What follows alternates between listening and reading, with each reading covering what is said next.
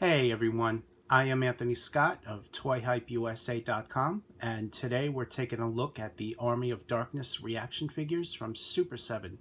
I want to thank Super7 for providing these for review, greatly appreciated.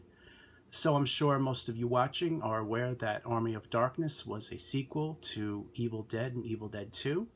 It was released in 1992 and saw Bruce Campbell return to his iconic role as Ash Williams in this film. And what they did was they brought Ash back through time to the medieval period, where he fought Deadites and sided with knights and protected the Necronomicon, or the Book of the Dead, from them. It was a really good sequel. I strongly recommend checking it out if you haven't seen it. It was definitely a memorable film, and do watch it. So Super7 is offering 6 new figures in their reaction line based on the film, and I'm sure most of you are aware that the reaction line is 5 points of articulation. This particular style is somewhat based on if the figures were released back in the 70s, and like many more that they've done, this style definitely works for this franchise. I really love what they're doing. They did a really nice job on these figures, as you can see, and you can see the card backs behind them. I inadvertently forgot to do the video portion of them in packaging, but you can check out the photos on TwoHeaded link below, if you want to see them in packaging, or I could just show you all the cards. So this right here is the Pit Witch. Really nicely done artwork, just like the rest of them. And the back, it's all the same for each figure. Really nicely done. This is a couple of the pages from the Book of the Dead right here. That's where this artwork is inspired from. That's why it looks like a book, and they did some drawing of the figures. They did a really nice job on this. Brief description up there. Movie poster right there. And so I really like the card arts that they've been doing. You can see all the characters there. That's the Pit Witch, that is Evil Ash, Deadite Scout, Hero Ash, Two-Headed Ash, and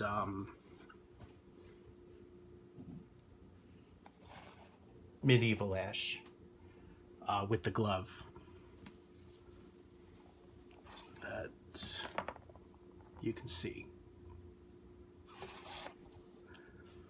So the artwork looks really good, really solid, and the figures themselves, very nicely done. I'm going to start with Evil Ash, or Deadite Ash. So, again, 5 points of articulation on these figures. What they did with Ash here was that in this movie, he was the leader of the Deadites, the main villain, and they really captured the likeness very well in this style. I love the details, especially on the head sculpt, the skeleton helmet. They really did a nice job. He comes with his iconic sword, and you can also see how he's Ash. He keeps his blue shirt and dark gray pants, but also he has medieval armor on him. He has blood on his face. He has chains. He has armor here, gauntlets. He's got shoulder pads. So it's really a lot of detail going on here, and they did a really nice job on it. So I'm going to kick off this review with a closer look at Evil Ash. The figure is right in front there, and they did a really nice job. Just check out the attention to detail on the head sculpt there, with the bone helmet and the detail on the flesh there. This is actually my favorite one from the wave here. And you know it's Ash. He's wearing his blue shirt and dark gray pants. But also in the movie, they added armor, and you see the chains there, armor on the knees, all this stuff, shoulder pads. So it's a really nicely incorporated into the ReAction figure. They really did a nice job on them. Just look at that attention to detail on the helmet there. They did a really nice job capturing that. And the figure includes a sword that can fit in either of his hand, but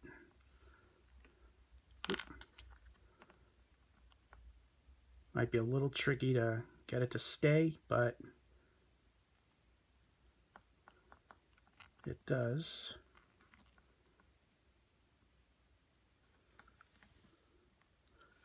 So there's a look at him holding his sword.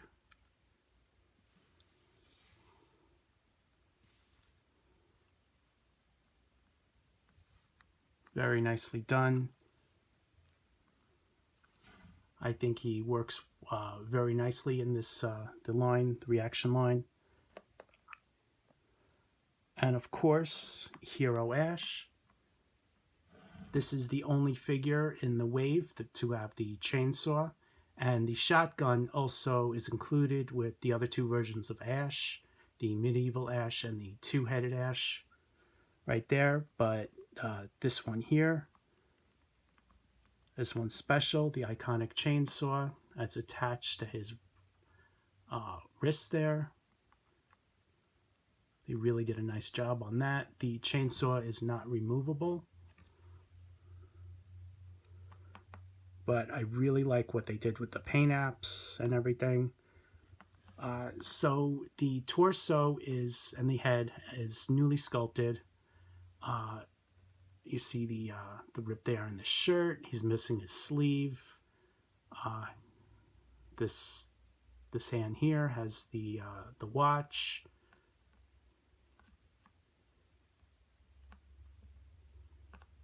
And they really did a really nice job on him. I like the head sculpt. The head sculpt has some of the blood on there, as does the medieval Ash. But you can see the difference in the head. The hair is different. That's how you know it's newly tooled between these two releases. And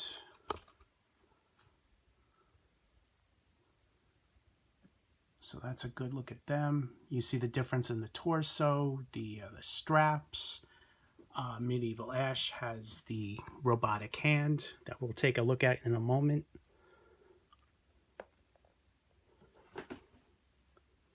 And also about Hero Ash, the shotgun, which is removable, and he has a trigger finger to hold the shotgun, which is a very nice addition.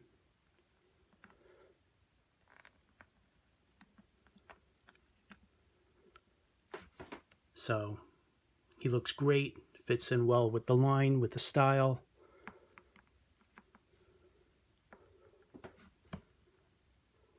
And here is a look at Medieval Ash. The torso is newly tooled, the arms, the legs are reused, and the head sculpt is new. And this is another good one. With this figure, you see the button on his shirt. Looks like it's holding up the shirt, which you see over there with Two-Headed Ash, which I'll show you guys in a moment. So they did a really good job on this figure. You see the details, the paint on his head there. Here's a look at his back. Comes with his shotgun, which is also removable. Comes with the trigger finger.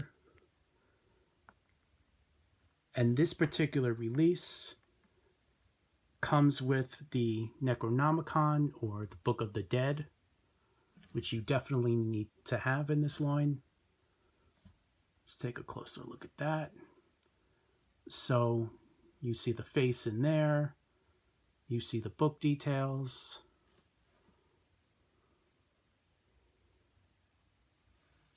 And that can fit right in his robotic hand. But it does tend to fall out. So there is Medieval Ash holding the Necronomicon. And here is a look at Two-Headed Ash. In the film, there was a scene where Evil Ash and Hero Ash were sharing the same body, and that is what this figure is based off of. So they did a really good job on this figure. The details in the shirt, what I was saying about Medieval Ash, you can see it better on here.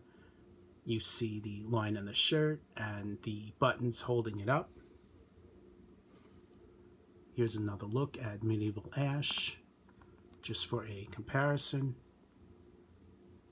And I really like how this one came out. So the torso is new.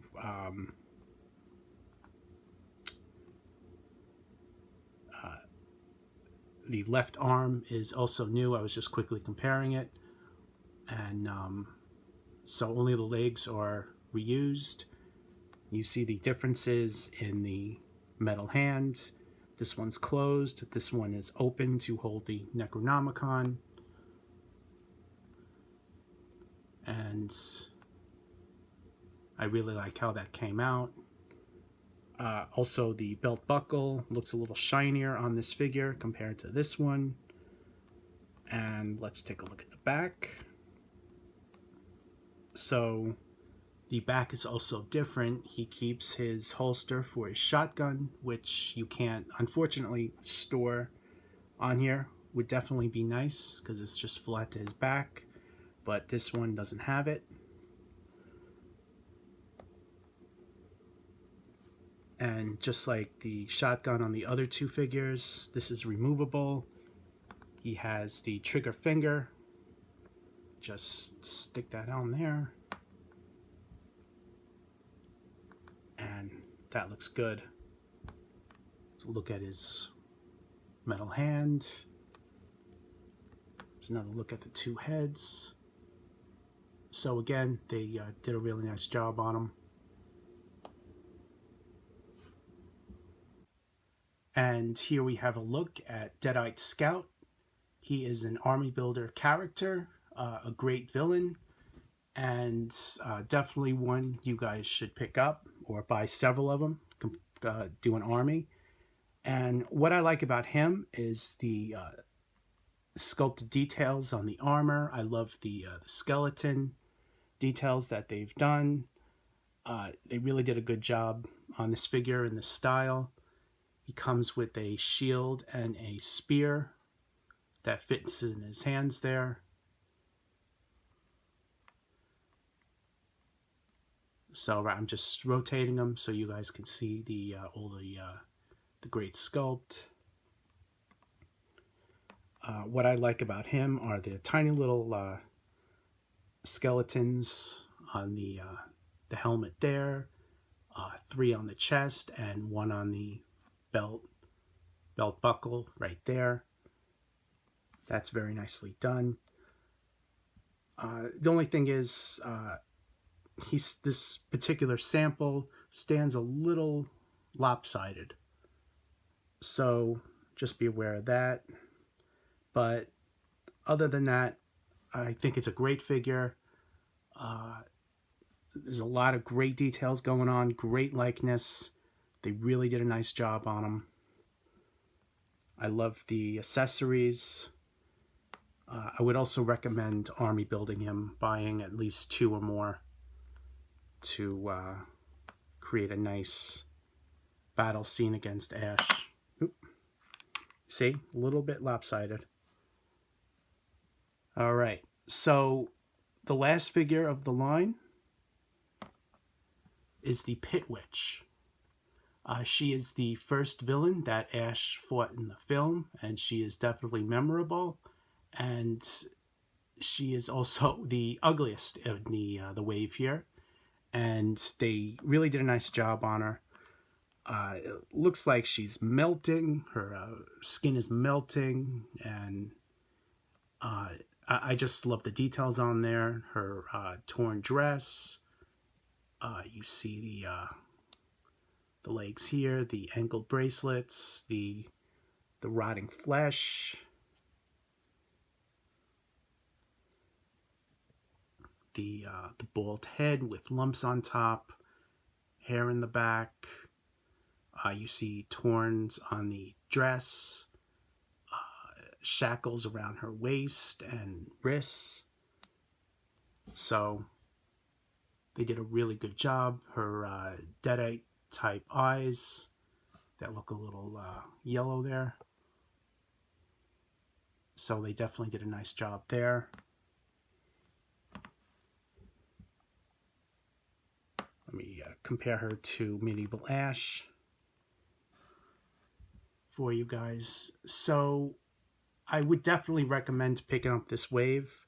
It is really nicely done.